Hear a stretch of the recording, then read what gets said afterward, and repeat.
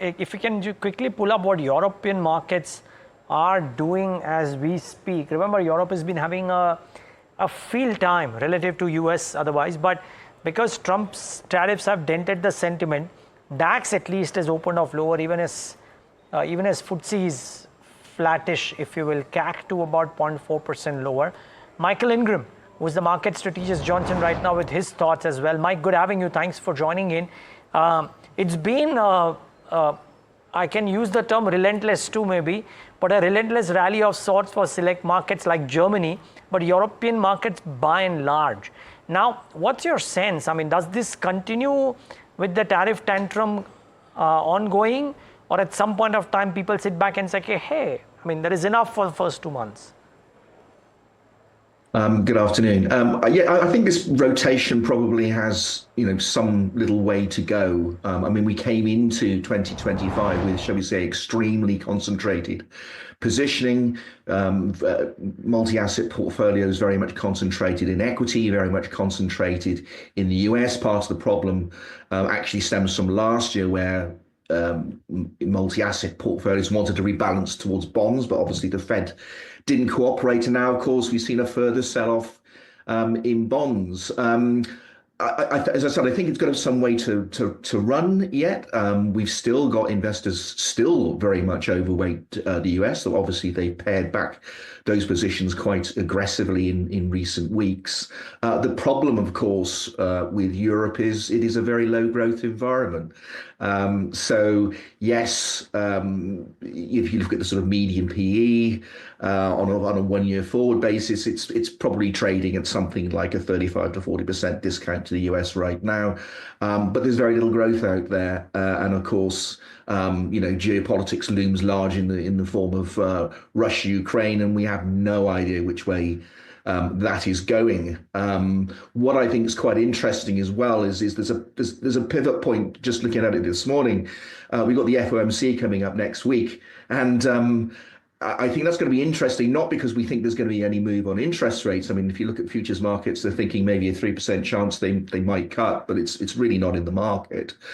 But what they're talking about economic projections, because there's definitely a growth scare in the US at the moment, and it's quite interesting if you see the move in the US bond market. It's not been about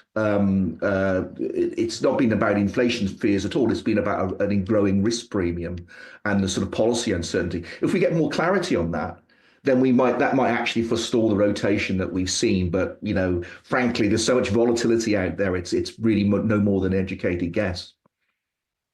Michael, Harsh also joining in. Want your perspective with regard to how Europe and how the reaction from the EU is going to be met by markets, and therefore where should the investable opportunity be, given that there could be a push in terms of government spending, especially within the EU. What could those segments be which could well benefit from this spend? What would those top 2 or 3 sectors be in your view? Well, defence is clearly first in line, and we've already seen some of these names move. Defence stocks, aerospace.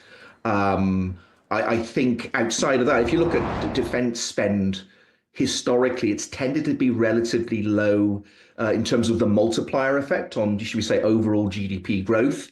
I do accept that some of these very large headline figures that we've seen coming out of countries such as Germany would in any event realistically would take years to deploy. But obviously markets are there to discount forward. So, to some extent that is still captured.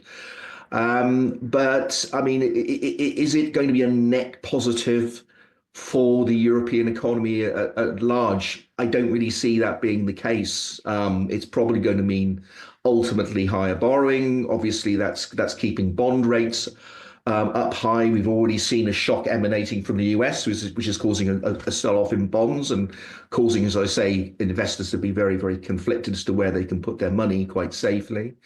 So yeah, I think it's quite a narrow opportunity. I think the broader issue is, as I say, is a rotation from US into European markets as a whole, because they think there's a bit more value there. They're not buying at 21, 22 times forward earnings. They're buying at 14, 15 times forward earnings.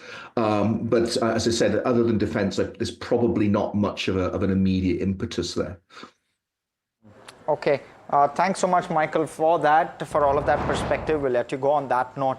It's, of course, an eye on global markets as well, given that we have a long weekend here in India. And therefore, you might want to keep your eye out on that. Of course, there'll be some global macro factors also, which we'll be spelling out to keep on your radar.